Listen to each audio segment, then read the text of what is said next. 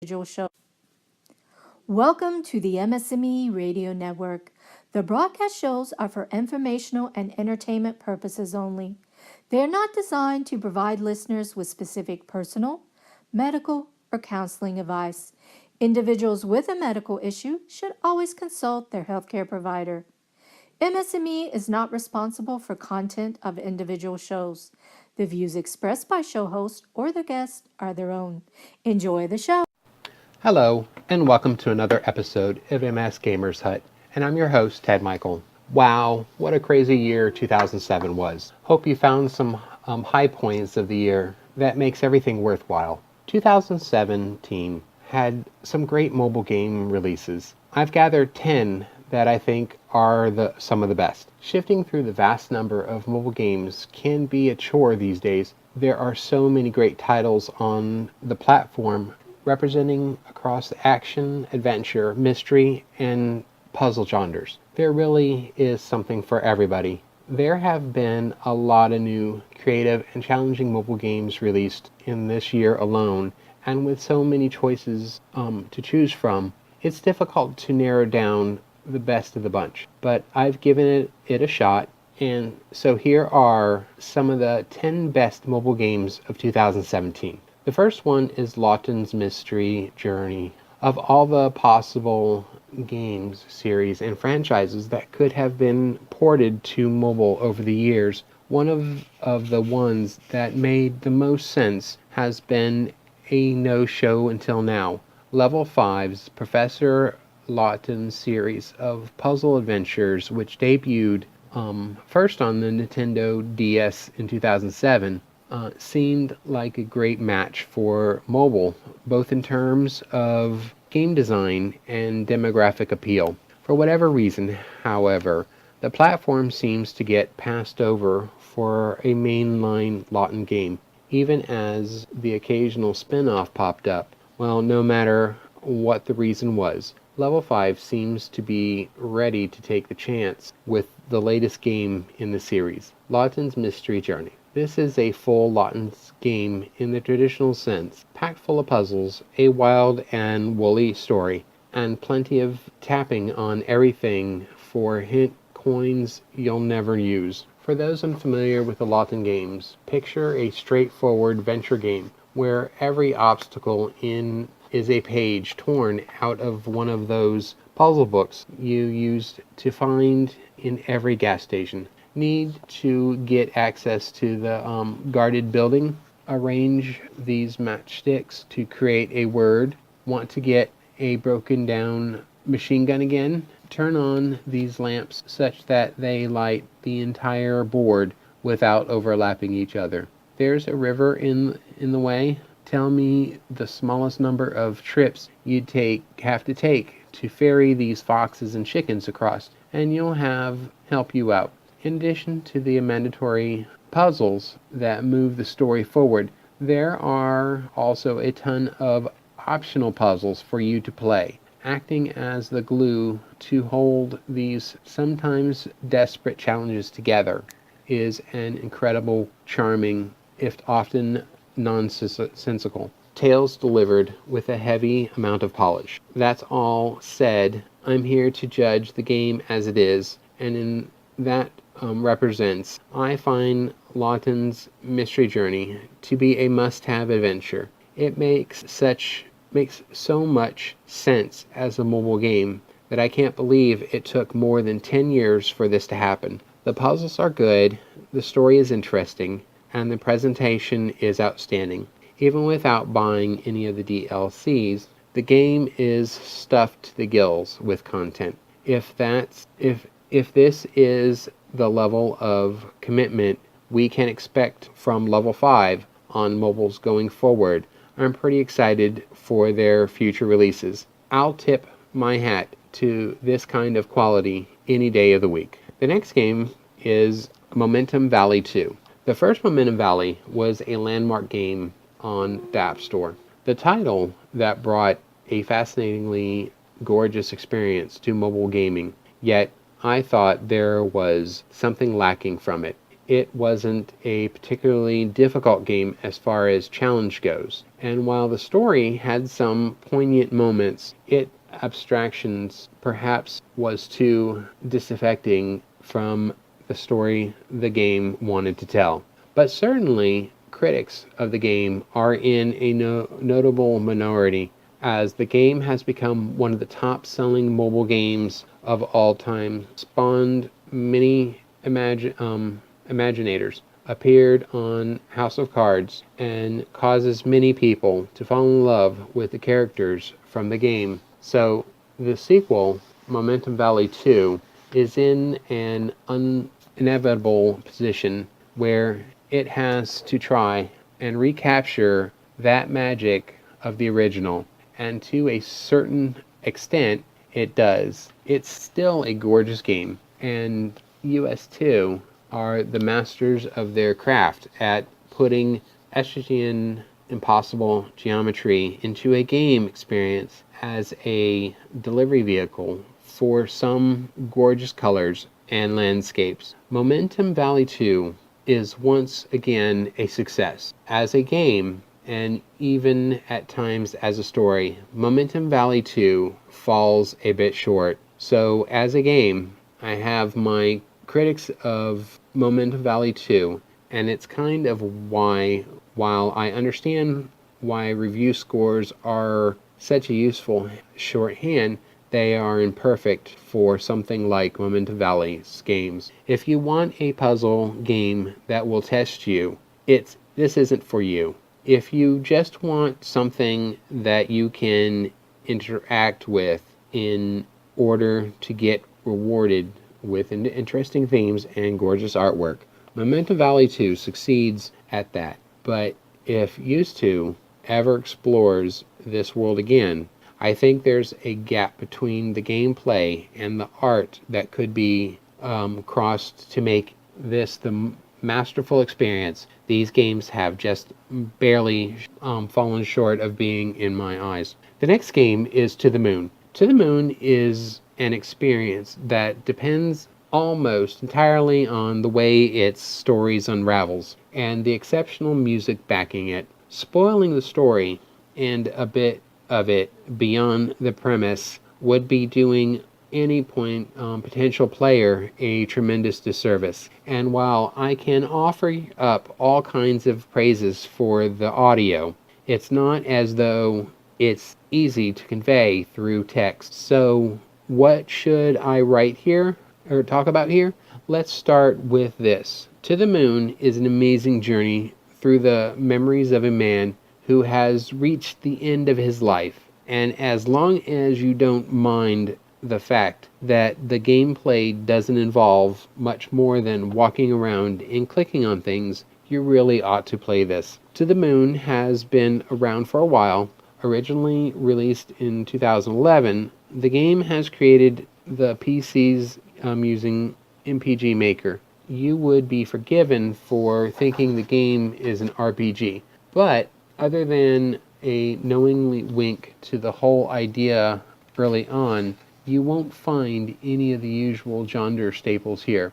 No, like horror game Corpse Play, the To the Moon uses the RPG Maker tool to make something in another genre. In this case, an adventure game with some light puzzle elements. The team in charge of the mobile version of the game rewrote it from the ground up in Unity, giving them the opportunity to rewrite the UI to make it more touch-friendly. To the Moon doesn't offer much in the way of mechanical depth, and there's really only one way to experience a story. So its replay value is not great in theory.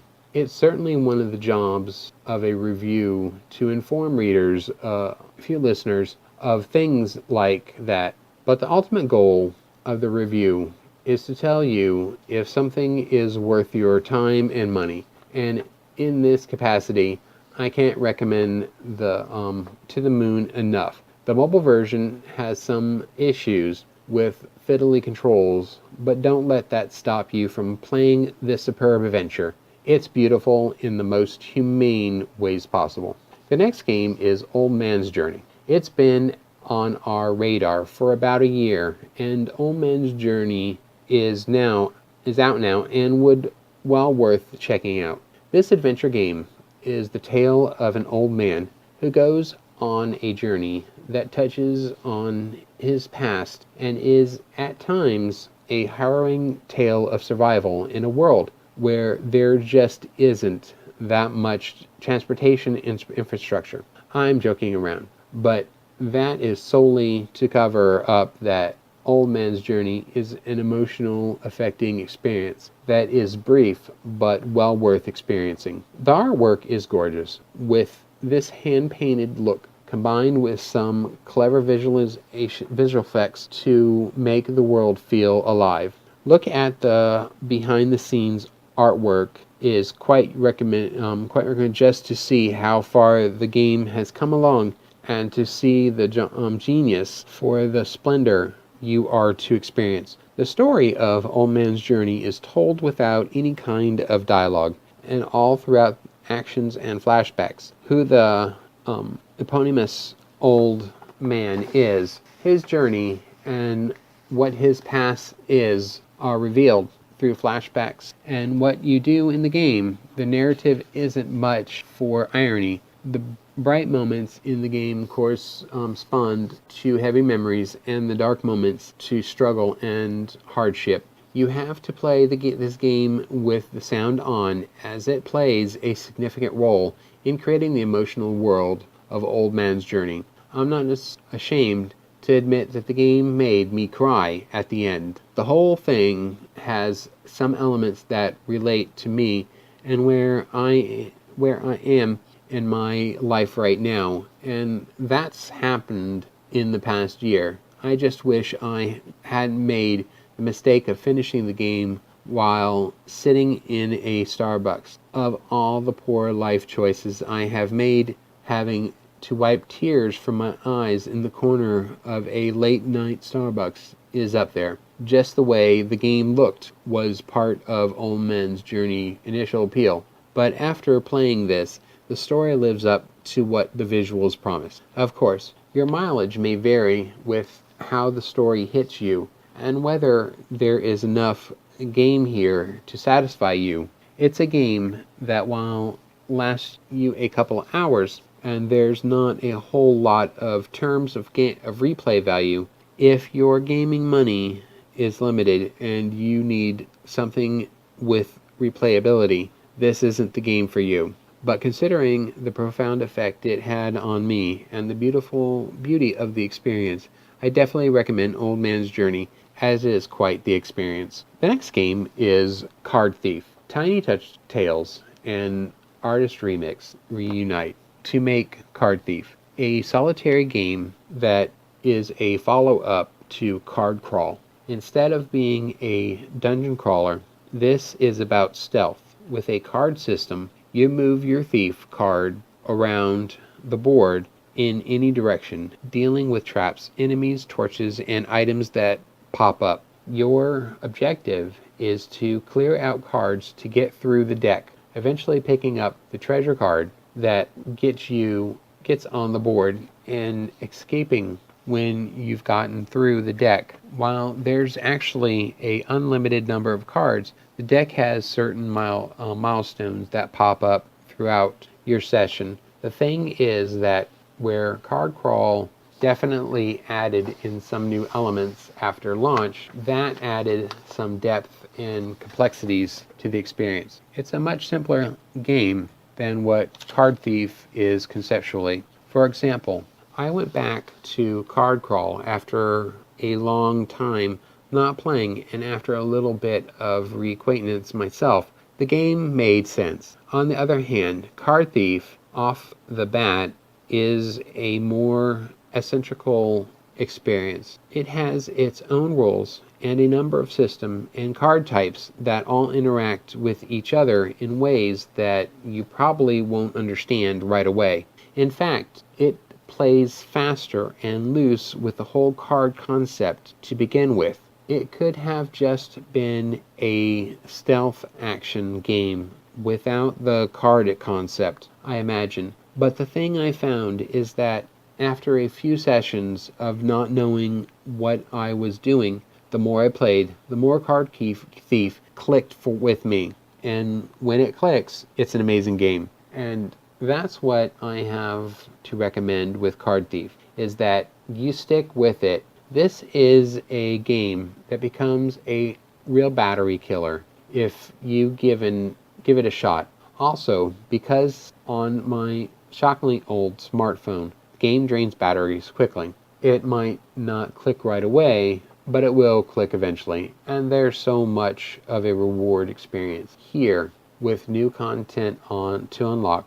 I do wish there was iCloud so that I could keep my progression going on my tablet and maybe not kill my battery so fast. However, you play it, this is a must play, and a game I don't see leaving my smartphone anytime soon. Just be patient. The next game is Mushroom 11. In most games, you're supposed to guide your character out of harm's way, but in the hostile world of Mushroom 11, self-destruction becomes the only way to survive. This fluid cycle of decay and rebirth feels consistently great to play and mesmerizing to watch, but it's the plethora of clever ways it applies across Mushroom 11's 7 stages of puzzling and platforming that makes it all the more exciting to learn and master. The most important thing to understand about movement in Mushroom 11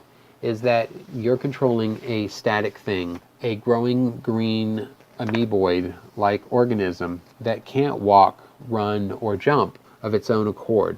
But despite the presumed disadvantages, its versatility is surprisingly vast. Trim it from behind and it'll snake forward. Split it in half and eliminate one side, and the other will regenerate back to its original size. Manipulating the shapeless alien blob can be a simple affair in one sequence, or as difficult as juggling water in the next. But the best part is its logic is always consistent. Learning the ways of this weird life form is part of the fun. Mushroom 11 captivates with its ability to make such a strange, unique mechanic feel so incredibly natural. But it's in the clever application of this system of motion that it's hit its highest point.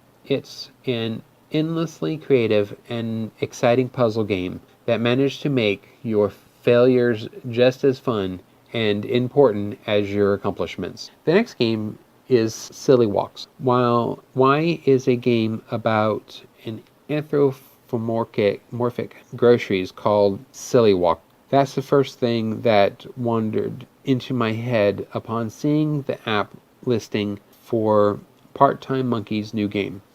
But as soon as you plod your way through the first level, you'll know. Silly Walks is the most appropriate name possible. At the heart of this game is a novel movement system that simultaneously clumsy and nuanced, intuitive and fiddly. Silly walking is pretty much this is all about. It works like this. You choose sentient food stuff. I opted for the tub of peanut butter. Butters, for his goofy quip, automatically rotates on their standing foot. Tapping the screen causes them to hop into the opposite foot, reversing the direction of spin. By tapping rhythmically, then you can set off on a wonky trot across each domestic level. Tapping faster initiates something approaching a sprint, but of course, this requires pinpoint timing to get right. It's an intoxicatingly tactile movement system that really represents the entirety of the game's appeal. That and an interestingly clunky 3D art system that reminds you of Nintendo and Pixar. Like I said, there isn't an awful lot of silly walks beyond these core attributes. If there was a more orthodox movement system, you might even call it slightly undercooked. There are several brief missions to embark on in each of the compact levels, usually involving collecting a certain number of sugar cubes, kicking over cans, and outrunning or deactivating villainous appliances. You never have to wander too far off the beaten path or employ too much brain power to solve any of these problems, though. It's all just a matter of mastering that novel movement system. Unfortunately, that movement system is enough to make silly walks a worthwhile experience. Getting into a groove with a scamping donut is an experience that has surprising legs. This isn't a remotely deep game, and it plays its hand very early on. If you don't warm to it within the first few levels, you probably never will. But it would make a cold heart not to do so. There's something to be said for a game that has the confidence to place everything, including its name, on a novel and thoughtfully constructed mechanics. The next game, Arkanoid versus Space Invader. Early this morning, Square Equinox unveiled to the world the latest and greatest thing they've been working on in Arena world for mobile gaming. If you're thinking, oh, neat, you mean they've updated all of their old Final Fantasy ports to 64-bit? Well, that'd be nice, but today's news is in the form of something confusing release of Arkanoids versus Space Invader, a mashup which I supposedly totally makes sense in a world where Adam Sandler's Pixar's can rake in just shy of $245 million at the box office. As the title indicates, the Arkanoids and Space Invaders universe has been duct taped together in a way that actually works quite well, and despite that, I thought initially makes a strange amount of sense. Stepping back a bit, assuming you've spent the last few decades living on Mars with your eyes closed and your fingers in your ears, Arkanoid is almost as classic as it gets when it comes to the brick breaker formula we know today. Originally released as an arcade game in the mid-80s, Arkanoid added loads of depth on top of Atari's breakout via highly varied level layouts, power-ups, and just generally looking better thanks to more powerful arcade hardware. I have no idea how you'd even know this unless you were a retro video game trivia nut, but Arkanoid is actually set in space and you're not moving a paddle back and forth.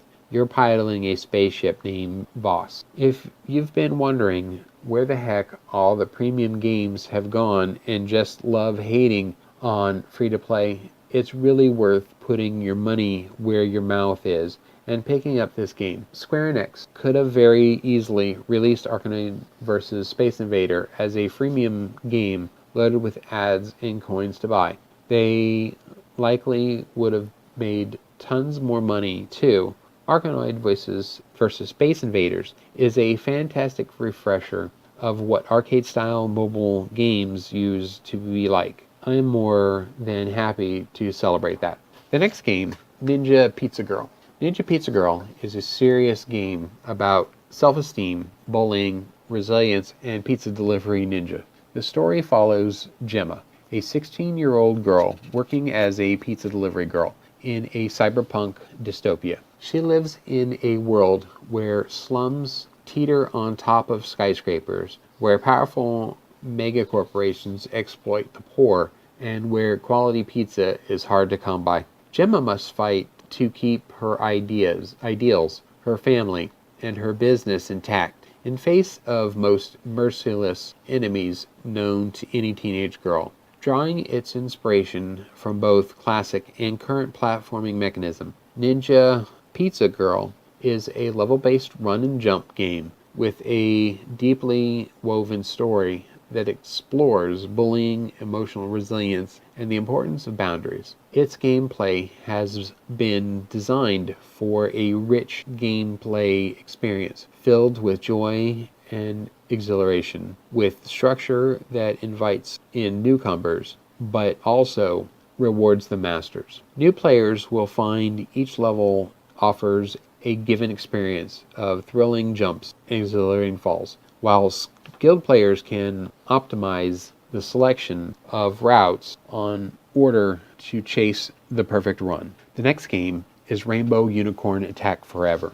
Run on to chase your wishes into infinity with the new Robot Unicorn Attack Forever. Just don't do it for forever because, well, it's got some problems. Cartoon Network's Adult Swim has been running for over 15 years, so it's natural that the brand would expand beyond the role of broadcasting a late hour block of mature cartoons and into something much bigger, a video game publisher and part-time game developer. While Adult Swim has bankrolled the distribution of some stellar indie affairs like Jazz Punk and Volgar the Viking, they've also made a name in gaming with titles they've developed in-house, and one of their more prominent properties is a ridiculously enchanting Robot Unicorn Attack.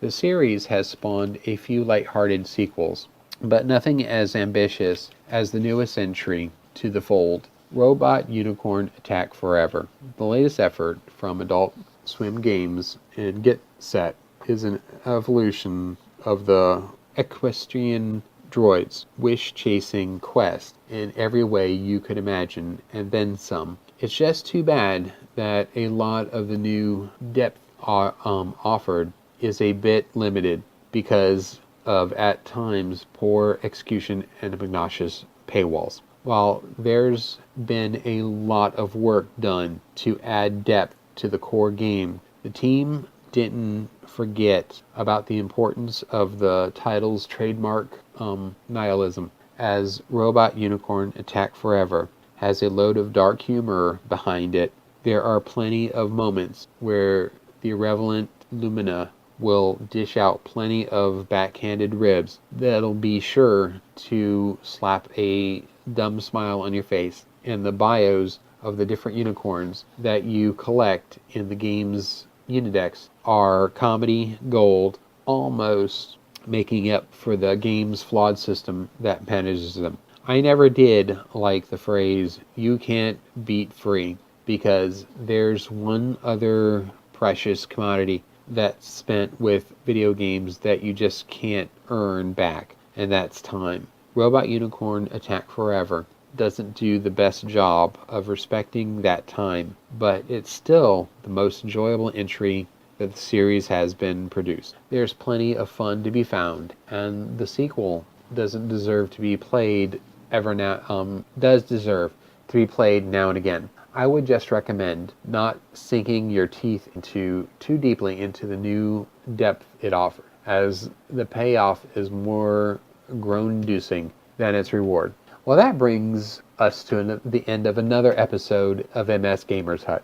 And as usual, I'd like to thank MS&Me Radio for giving me the opportunity to share my passion for games, and to my listeners, because without you, there is no MS Gamers Hut. Next week, I will be reviewing some dragon-themed games. Goodbye, and keep gaming.